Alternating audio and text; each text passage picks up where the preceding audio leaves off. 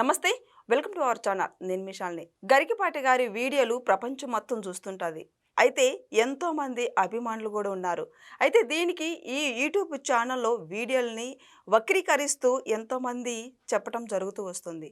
అసలు నిజంగా ఏం జరుగుతుంది? ఇలాంటి అంశాలను చర్చించే ముందు స్టూడియోలో ఉన్నారు senior journalist doctor Kanakadurga Vadlamani గారు ఉన్నారు. వారిని అడిగే విషయాలను తెలుసుకునే ప్రయత్నం చేద్దాం. నమస్కారం మేడం. నమస్తే అండి. మేడం, గరికపాటి గారి వీడియోలు ఎంతోమంది చూస్తుంటారు. నిజంగా చాలా బాగుంటాయని కూడా చాలామంది కామెంట్లు పెడుతుంటారు, చేస్తూ ఉంటారు. అయితే ఈ మధ్య యూట్యూబ్ ఛానల్లో వాళ్ళైతే వక్రీకరిస్తూ తీసుకొస్తున్న సమాధానం కూడా వస్తుంది. మేడం, గరికపాటి గారి టీం అంతా కూడా ఏమని వార్నింగ్ ఇచ్చిందంటే ఏం చెప్తారు మేడం? ఇప్పుడు మీరు చూశారు శివాజీ గారు మాట్లాడిన 2 మాటలు, ఆయన క్షమాపణలు, అనసూయ గారు దాని మీద స్పందించిన తీరు, ఆ తర్వాత రకరకాల డిబేట్లు, రచ్చలు ఇవన్నీ జరిగాక అన్వేష్ అనే అతను బయటకు వచ్చి గరికపాటి గారిని తిట్టడం, బూతులతో తిట్టడం, తర్వాత శివాజీని తిట్టడం, తర్వాత హిందూ దేవతల మీద అనుచిత వ్యాఖ్యలు చేయడం, చాలా అంటే చాలా నీచంగా మాట్లాడాడు.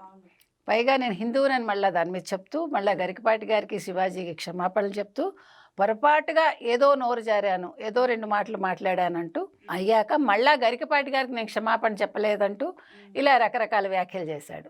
నేను క్రిస్టియన్ కాదు, నన్ను అన్న వాళ్ళందరూ నాశనం అయిపోతారు అంటూ శాపనార్థాలు పెడుతూ, ఏమన్నా అర్థం ఉందా? లేదు. సో వీటన్నింటికి సమాధానంగా గరికపాటి గారు మాట్లాడిన మాటలు ఏవైతే ఉన్నాయో వాటిని ఎవరైతే ముక్కలు చెక్కలు చేసి వాళ్ళకి నచ్చినట్టు వాడుకుంటూ, అన్నది అననట్టు అననిది అన్నట్టుగా వాళ్ళు చేయటాన్ని వాళ్ళ టీం సాంకేతిక బృందం ఏదైతే ఉందో వాళ్ళు వార్నింగ్ ఇచ్చారు. ఎవరైనా అలాంటి పనులు చేస్తే వాళ్ళ మీద చట్టపరంగా మేము చర్యలు తీసుకుంటాం.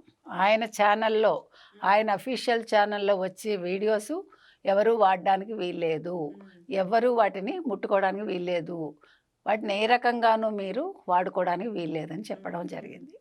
ఇది చాలా మంచి మాట, అసలు ఎప్పుడో చేయాలి ఇది. అవును. తర్వాత గతంలో కూడా మేము చర్యలు తీసుకున్నాము అనుచిత వ్యాఖ్యలు చేసిన వాళ్ళ మీద అని చెప్పారు. ఎందుకంటే ఇంకా మీరు చూసుకుంటే కనుకైతే హిందూ ప్రవచనకర్తలు ఎవరైతే ఉంటారో, గరికపాటి గారు కావచ్చు, చాగంటి గారు కావచ్చు, షణ్ముఖ శర్మ గారు కావచ్చు, వద్దిపత్తి పద్మాకర్ గారు కావచ్చు, ఇంకా చాలామంది, వీళ్ళందరి మీద అంటే ఒక ఏమనాలి, విషం చెమ్మడం అనాలో లేదు, హిందుత్వ మీద ఒక నెగటివిటీని తీసుకురావటం కోసం వాళ్ళు అన్న మాటలను వక్రీకరిస్తూ రకరకాలుగా ఎవరికి తోచిన భాష్యాలు వాళ్ళు చెప్పుకుంటూ అది జరుగుతుంది. అది జరగకూడదు.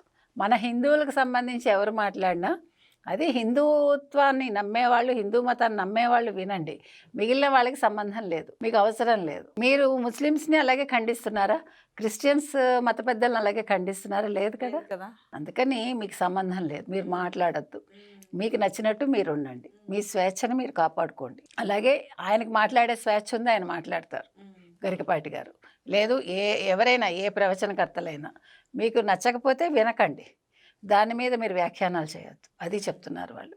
సో మొత్తం మీద ఇవాళ గరికపాటి గారు తీసుకున్న నిర్ణయం బాగుంది. అయితే అన్వేష్ అనే అతని మీద కేసులు పెట్టడం జరిగింది ఆంధ్రప్రదేశ్లో, తెలంగాణ, ఖమ్మంలో కూడా. సో అతన్ని ఇండియాకి పిలిపించి అతని అకౌంట్లో 6 కోట్లు ఉన్నాయట, ప్రజాధనమే అంటున్నారు. అది ప్రజాధనం అయితే ఎవరు పంపించారో వాళ్ళకి వెనక్కి ఇచ్చేసి అతని ఛానల్కి రిపోర్ట్ చేసి అతన్ని అన్ఫాలో చేసి అతన్ని జైల్లో వేయాలని అందరూ కోరుతున్నారు. మనం కూడా అదే కోరుతున్నాము. సో ముఖ్యంగా మహిళా కమిషన్ ఏదైతే ఉందో ఆంధ్రప్రదేశ్ అండ్ తెలంగాణ, శివాజీ మాట్లాడిన 2 మాటలకి ఆవిడ అంతసేపు అతన్ని ప్రశ్నించి అతనికి వార్నింగ్ ఇచ్చినట్టుగానే ఇతన్ని పిలిపించి ఇంత దారుణంగా మాట్లాడినందుకు గరికపాటి గారిని, శివాజీని, ఇతని మీద కూడా చర్యలు తీసుకుని, మామూలు చర్యలు కాదు, వెంటనే అరెస్ట్ చేయాలని అయితే అందరూ డిమాండ్ చేస్తున్నారు. ఇప్పుడు గరికపాటి గారి టీం అంతా ఇప్పుడు వార్నింగ్ ఇస్తే ఆ వార్నింగ్ వీళ్ళు యూట్యూబ్ ఛానల్స్ వాళ్ళందరూ మరి దాన్ని ఫాలో చేయాలి. ఎందుకంటే వాళ్ళ వీడియోస్ కదా, ఇప్పుడు వ్యక్తిగతం అవి, వాళ్ళకి నచ్చకపోతే మిగతా వాళ్ళు వాడుకోవడానికి వీల్లేదు వాళ్ళు చెప్పాక.